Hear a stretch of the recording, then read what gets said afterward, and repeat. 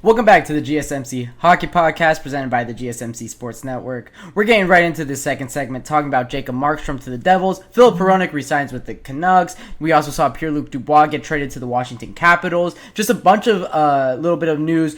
As we go into this offseason that's right ahead of us, we have 2 more games at most in this NHL season. So we're really wrapping it up here of this 2023-2024 NHL season. Looking ahead now at next year, as a lot of teams are now looking to figure out where they're at in terms of, rebuilder, contender, champion, upcoming, a bunch of different teams in that middle tier. And one of the ones that I'm going to be talking about is the Canucks, who had a fantastic regular season. They got to the second round, only being put away by the Edmonton Oilers, who are in the Stanley Cup Final. Took them to 7 games at that. So for the Canucks, they're going to try to keep the team together as much as possible. So they re-signed Philip Hronek to a 8-year, $7.25 million per year deal. I believe it adds up to $52 million, if I'm not mistaken, total for this contract.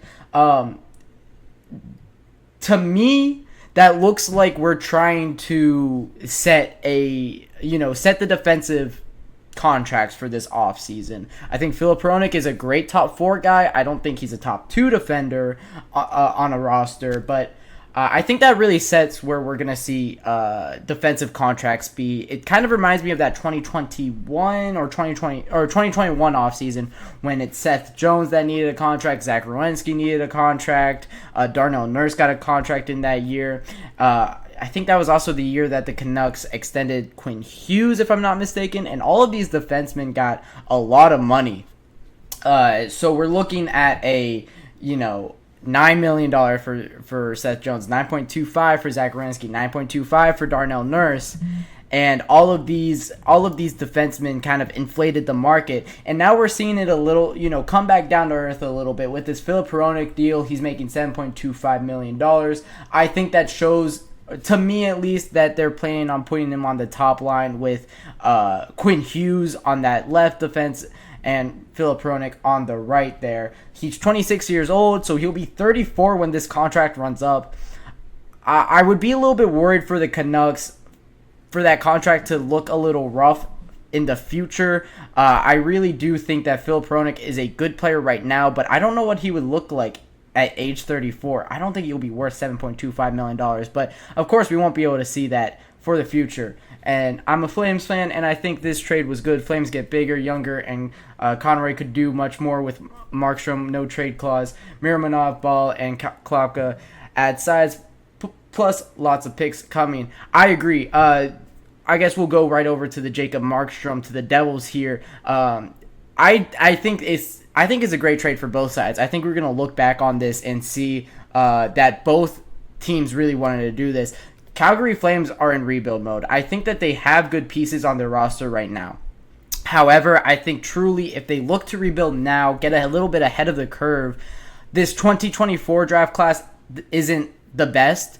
However, you could get a really good guy in the mid-first round, and who knows what's going to be there in the later rounds if they're going to get a steal. And then going into this 2025 class, that looks like it's going to be a pretty strong class, and that is the pick that they got in this trade from the Devils. It's going to be around 20, somewhere around that, with how the Devils, I expect them to play next season. I do expect them to be a playoff contender.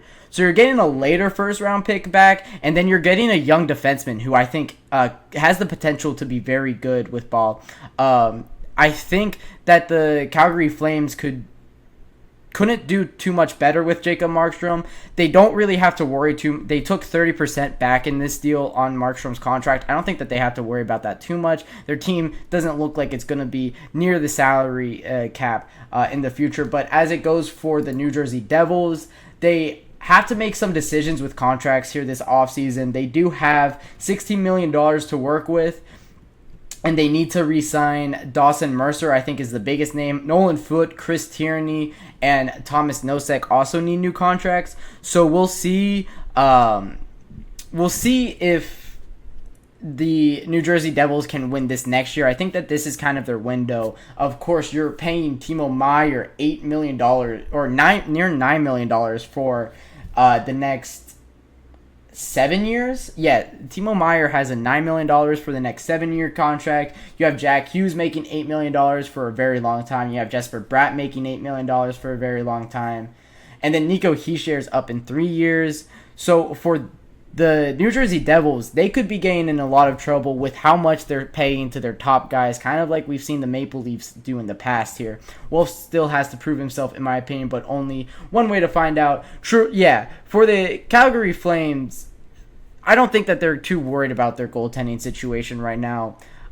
Jacob Markstrom didn't have too great of a year with Calgary, too. So, honestly, moving on from him, I think you're going to get pretty much same play, if not better play. Moving on from him, getting a first back and a young defenseman is pretty great. In terms for the Devils, they're going to really have to rely on Markstrom, and if he can get back to the form that we've seen him play in the past, he's been a fantastic goaltender for a bunch of the franchises in the past. I think this is his 4th franchise now that he's been on, if I'm not mistaken. So we'll see how he plays over in New Jersey. But moving on to another trade that went down, Pierre-Luc Dubois to the Washington Capitals in return for Darcy Kemper to the Los Angeles Kings. This to me looked like LA just didn't want PLD anymore. And was looking for anything back. Darcy Kemper is not going to be too important of a piece, so we're not going to talk too much about the LA Kings return. But for the Washington Capitals, what are they getting out of Pierre-Luc Dubois? Well, Pierre-Luc Dubois is an interesting guy. He really is. He has... I don't want to say too much bad about him because he has had potential in the back. He has had potential in his lifespan in the NHL. He's been a great first-line center for the Blue Jackets of the past, playing really well on that 2019 team that went to the Stanley Cup playoffs and went to the second round, beating the Tampa Bay Lightning. He played well in the 2018 playoffs when they lost in 6 games to the Washington Capitals.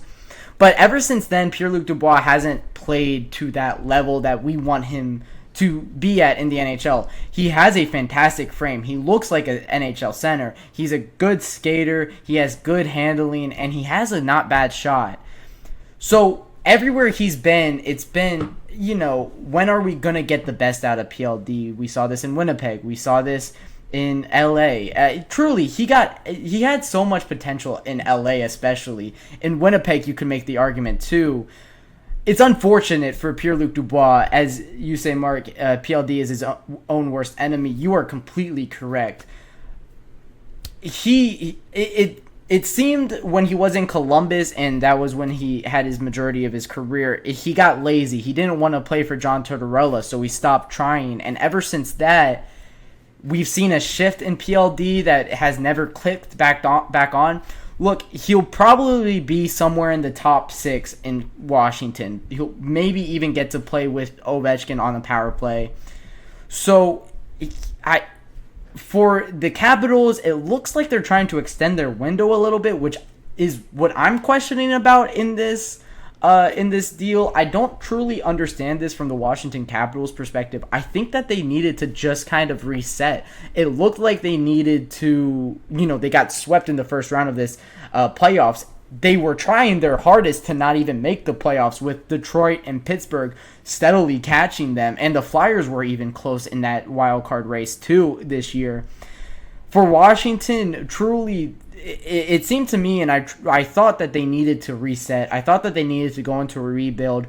Maybe just have Ovechkin out there. It was going to be a little bit sad his last year, probably, or last 2 years, as he's chasing Gretzky's record, but the overall team looks pretty bad behind him. Now for the Capitals, it looks to me like they're trying to make it back into the playoffs next year, which in a very hard metropolitan division that has the New Jersey Devils just getting their goaltender that they so desperately needed. You have the Rangers, who aren't going anywhere. You have the Flyers, the Penguins, the Blue Jackets, all looking good. The Penguins might be the one that takes the step back in this division, but the Islanders look good. You have the Carolina Hurricanes, who are a 100-point team in the last 4 years. I think that the Capitals are the odd man out in this Metro right now. I think that all the other teams are on the up, and the Metro, or besides the Penguins, I guess would be the other team trending down. Maybe the Islanders, you can make an argument that they're trending down, but they have a lot of talent on their team that could keep their window open for longer. But for the Capitals and for Ovechkin, it looked as though we were just pushing through until Ovi retires, and then we're going to start a full rebuild because it seems like we need a full rebuild. We had our year in 2018 when we won the Cup against the Vegas Golden Knights, but ever since then, it's been hard for the Capitals to repeat success.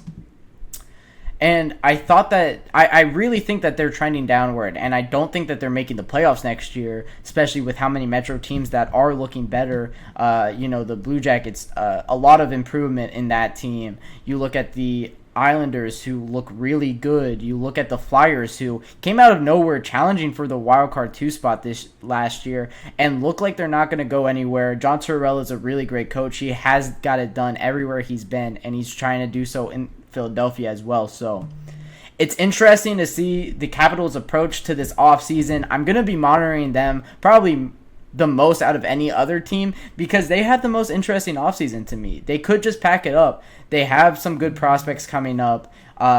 Just 2 years ago, they looked like they were in their rebuild already. So it's interesting to see what they're going to be doing in this offseason. But that'll wrap it up for our second segment, talking about just news roundup around the NHL. We're going into our third segment of the night, and when I get back, we'll be talking about the NHL mock draft that I have done for the 2024 draft. We're going to do part 2 of it, going from 20 to 11 for these prospects.